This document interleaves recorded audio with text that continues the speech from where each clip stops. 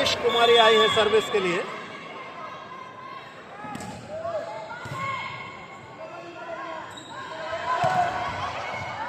बढ़िया ब्लॉक देखने को मिला।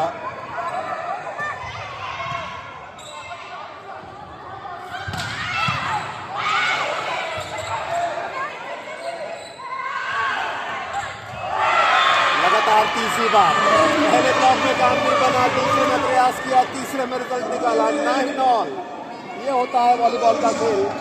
आप ये तय नहीं कर सकते जो टीम 4-5 अंकों से पिछड़ रही है वो सेट में पिछड़ी ही रहेगी। बराबरी हासिल कर ली ओडिशा ने और ये पहला सेट दिलचस्पी हासिल करता जा रहा है, आकर्षण हासिल करता जा रहा है।